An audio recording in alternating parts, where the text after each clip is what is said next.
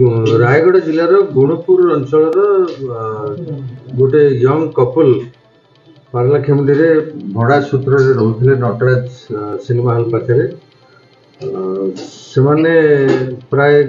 गत 2 मास हम से भड़ा सूत्र रही आसुले से पुरुष लोकटी गोटे ड्राइविंग काम करती से रायगढ़ गुणपुर अंचल ड्राइविंग करती एवं तांकर जे स्त्री जहाँ से भल पाई बाहर से कौन चाकरी करू नथिले। दुई जन जाक निज झीर घर जो गुणपुर अंचल से रोते बाहर पर किंतु परवर्ती समय से झील तार स्वामी को प्रवर्त होता मोर पारलाखेमुंडी मोर चाकरी हो आइदर स्कूल टीचर कि मेडिकल कौन चाकरी मत मिल अपॉइंटमेंट लेटर आसवा समय पाखला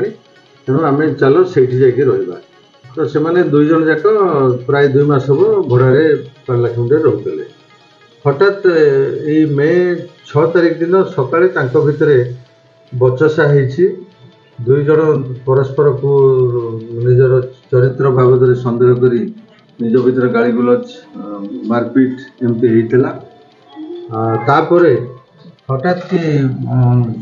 7 तारिख दिन सकाळे से घर दुर्गंध आसुथिबार देखि जे घर मालिक थाना आसी रिपोर्ट करथिले एवं थाना तरफ जाई जेतेबे कबाट कर देखा मिलला जे से युवक जनक मृत अवस्था मृत डेड बॉडी पड़ी एवं नाकरू प्रचुर रक्तस्राव होता जहाँकि बेक एवं छाती रे से रक्त गुड़ाक बोईला संगे संगे ताऊपर इनक्वेस्ट कराइला जिला हेडक्वार्टर हॉस्पिटल को पोस्टमार्टम पठाइला परवर्ती समय से मृतकर भौणी मृतकर माँ मेलका अनुसया थाना रे अभियोग करते मोर पुओ को मोर बोहू मारिदे कुआड़े पलि जाइए या आमर तदंत केस रजिस्टर कराइला तदंत करागला तदंत समय जना पड़ा जे 6 तारिख दिन तंकर कली झगड़ा 2 जन होगा मारपिट होता एवं परे से स्त्री घर को कबाट को आउजे दे तरतर भाव में 2टी बैग धरी से पलि जाइला जोटा कि पड़ोशी एवं अन्य आई विटनेस पाखे आमको शुणा मिलता तो पोस्टमार्टम समय गभीर क्षत देखा मिलता डेड बॉडी बेक एवं छाती रे या भित्ति कर पुलिस सन्देह दृढ़ीभूत होता से मृतकों स्त्री उपर जहाँ को गतकाली रायगढ़ जिलार गुणपुर थाना अंचल गाँव गिरफ्त करके अणा आज कोर्ट चालान कराई इंट्रोगेशन समय से निजे स्वीकार करते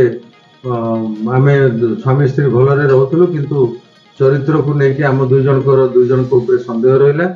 जो से दिन आम झगड़ा है झगड़ा पर परिवा कटा छुरी रे मो स्वामी को आघात करथिले बेक और छाती को जहाद्वारा से घटनास्थल मृत्यु हो जाता एवं मृत्यु देखि से पलि जाइथिबा कथा पुलिस निकट में स्वीकार कर। अच्छा केवल से स्त्री संपुक्त थिले ना तांको सह अन्य के संपुक्त नहीं अन्य कौन संपृक्तिर कौन प्रमाण नहीं केवल जो मुदला होती स्त्री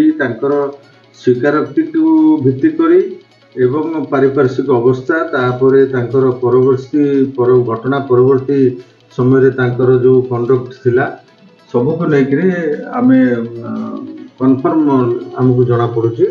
जे स्त्री ही मर्डर कर परिवारटा छुरी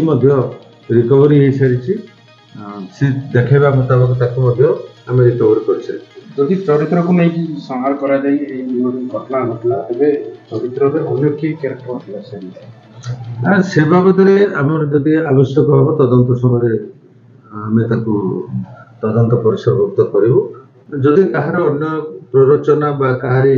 साहाय्य से एभली कांड घटई आईन अनुसार जहाँ कार्यानुष्ठान करने कथा हम करूँ।